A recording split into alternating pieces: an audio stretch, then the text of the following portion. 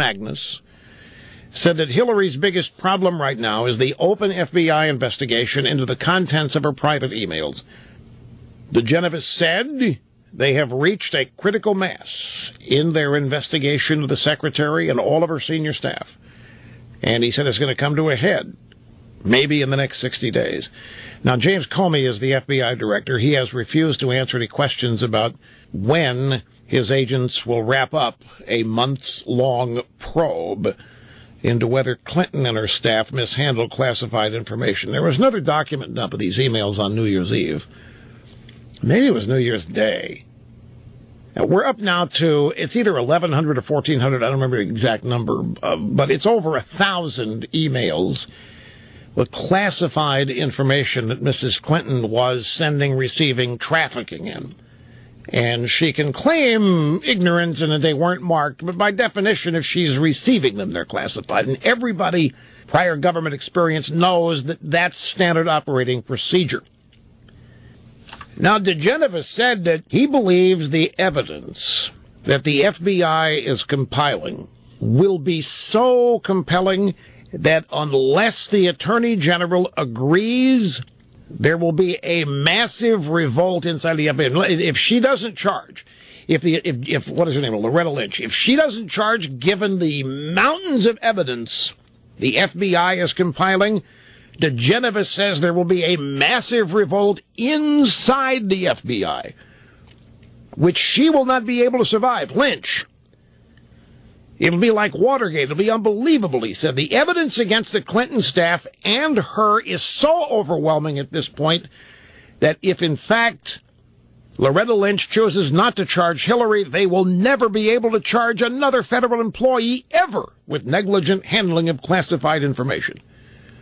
Further, he said the intelligence community will not stand for that. They will fight for indictment, and they're already in the process of gearing themselves to basically revolt if she refuses to bring charges. So, according to DeGeneres, we can read between the lines here, the FBI has compiled mountains of evidence that is deeply incriminating. And while this is happening, that there are real doubts and concerns within the DOJ that there will be no charges for whatever political reasons. If there are no charges, by the way, the purpose here obviously is to protect the Democrat Party. I mean, this is standard operation. It wouldn't even require any in-depth analysis. If DeGeneres is right, that there's this mountain of compelling evidence that is just conclusive as hell on her guilt, and if there are no charges, if the Obama Department of Justice does not charge her, it's clear the reason will be so as to not destroy the Democrat Party's presidential prospects in November. Pure and simple. And by the way, it's to the point now that employees inside the intelligence community and the DOJ are already getting ready for that thing. It's a legitimate possibility that the political concerns will overweigh the legal, and there'll be no charges. They're getting ready to revolt. So the takeaway from this has to be that if we trust that DeGeneres is informed to the degree that he is, knows what he's talking about, apparently the evidence is overwhelming. Now, as I say, we've been hearing this in one way or another since the summer. I mean, maybe even prior to that. And we've heard both sides that there won't be a charge. He's not going to charge. Or that Obama's waiting for the right time because Obama does not want her to be. We've heard all of this. We've heard all this speculation. And the speculation has all been based on the fact that there is a lot of, and it's increasing in amount, they keep collecting it, evidence that Mrs. Clinton has broken the law. She's violated all kinds of security laws, A, with the existence of the private server, B, trafficking in classified emails. And by the way, folks, this does not even count what she has been doing with these emails. In addition to trafficking in classified data, look at the access that she's been selling. And we don't know if that's part of the evidence that's being collected. But all of these donations to the Bill and Hillary and Chelsea Clinton Crime Family Foundation, or whatever they call it, she's receiving tens of millions of dollars already from agents of foreign governments. Now, why? It's not because the Clintons are universally loved. And if you're some foreign despot, tin horn leader, you don't have to pay Bill Clinton to have sex during the Clinton Global Initiative. So they're not buying sex from the Clintons, although... Now, they're buying access. They're buying it on the come, on the belief that Hillary is going to be the next president. When you have this amount of money being, quote-unquote, donated to a presidential candidate's foundation, it's a natural thing to start thinking about influence selling, influence buying. And when there's this kind of money going around and being donated, you have to start thinking of some of the darker aspects of it, such as bribery and blackmail and extortion as possibilities. And don't think that doesn't happen. Don't think that doesn't go on. Don't think that isn't attempted. Stakes are high in international relations. And when it all revolves, or a good part of it revolves around money, as most everything does in this world, high political, high finance worlds, the opportunity for dark, deceitful kind of trafficking is high. So whatever. We'll see. I don't know what a revolt would look like, and I don't know what kind of impact a revolt would have, because you find inside the intelligence community, inside the DOJ, mounting evidence, but there's no charges. What would a revolt look like? But it wouldn't surprise me. The next story, New York Post editorial board, the Clintons are in denial about Bill's sex scandals. There's a number of these stories today, variations, one degree or another. This is a New York Post editorial. So the editorial board put this together. Even though Donald Trump had already warned that Bill Clinton's past indiscretions would be fair game in the presidential race, Clinton seemed surprised to face the issue as he began to take a prominent role in his wife's campaign. Asked by ABC News if his past should be fair game, Clinton stammered for several seconds about how the Republicans have to decide who they want to nominate before declaring, I think there's always attempts to take the election away from the people. He didn't, I mean, literally, he was asked if his past peccadillos are fair game, and Clinton said, well, you know what, the Republicans are going to have to decide who they want to nominate. And I think there's always going to be attempts to take the election away from people. All right. It didn't go there. Answers incoherent. Then there was a New Hampshire rally, and Hillary was heckled by somebody who asked about previous sexual assault claims against Bill. And Hillary dismissed the heckler by saying, that's rude. That's a rude question.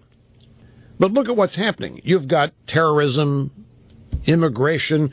This thing is happening in Germany now. Have you seen the latest of what's going on? I should get into that. After all of this immigration in Germany that Angela Merkel opened her arms and welcomed in, now women are getting raped left and right. In Germany, Cologne, they're being sexually abused. And you know what? They're being told to be less seductive. The women of Germany are being blamed for. You've got to learn. You've got to understand what's happened. You've got to understand the kind of men that have been permitted to come into Germany here, and it's up to you to not be sexually abused or raped. You've got to understand what kind of people we've let. So it's the people of Germany who are being told, hey, you got to learn who we let in here, and you've got to change the way you behave accordingly. It's huge. There are 3 stories alone on that I was able to put my fingertips on. And we got Clinton and this sex scandal. Here you got these big stories out there, immigration, terrorism, and Hillary and Bill are being asked about Monica Lewinsky and Paula Jones and Kathleen Willey and all this and being heckled about it. And in the midst of all this, Hillary Clinton is trying to make women's issues central to her campaign because she wants to try to continue this silliness that the Republicans are conducting some kind of war on women.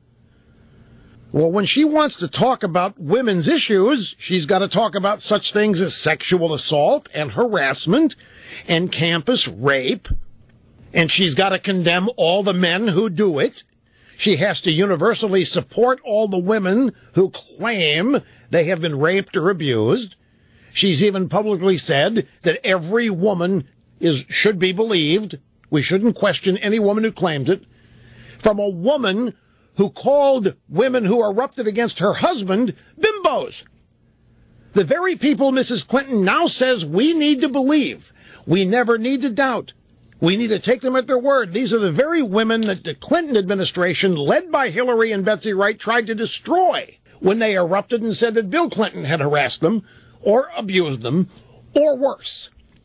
And Trump has let it be known that all of that is fair game. If Hillary's going to start running around as a champion of women's rights and defending women against predatory men, well, hell, there's a predatory man that happens to be married to Hillary, and his actions as president are fair game.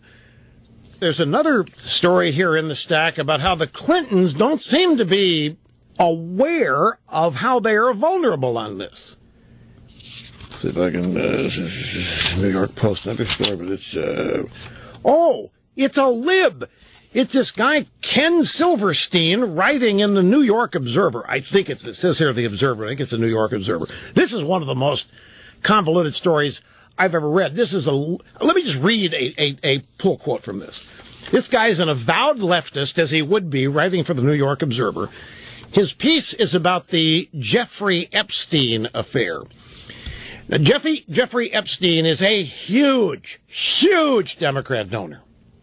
He has donated to major universities, funding libraries, any number of science departments. He's done everything he can to clean up his image. But this is the guy who 12 and 15-year-old girls at his house for massages. This is the guy that, Prince Andrew would show up. Anyway, Bill Clinton's flown all over the world in this guy's jet.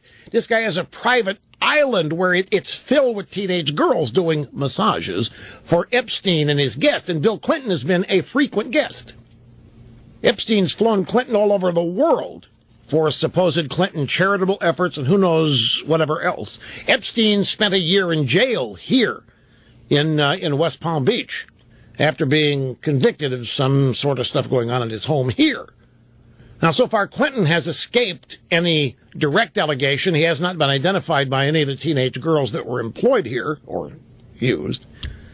But you still can't get past the fact or get beyond that Clinton has been in the presence of all of this, and he's been palling around with the guy who ran the whole operation, Jeffrey Epstein. So we've got this guy in the Observer writing a story about it.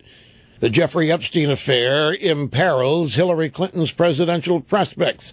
The case of the high-flying pedophile reveals a broken American political press. This guy's a liberal Democrat. Now, I want to read you two pull quotes here, two paragraphs. By the way, do you hear what Joy Behar said on The View the other day? When Clinton's passed, when Clinton's sexual predatory behavior came up, Joy Behar said she would vote for a rapist if the rapist votes liberal, which means that she already has. But she made it clear, if the candidate's a conservative and the Democrat's a rapist, she's supporting the rapist if he's liberal. He gets the benefit of the doubt.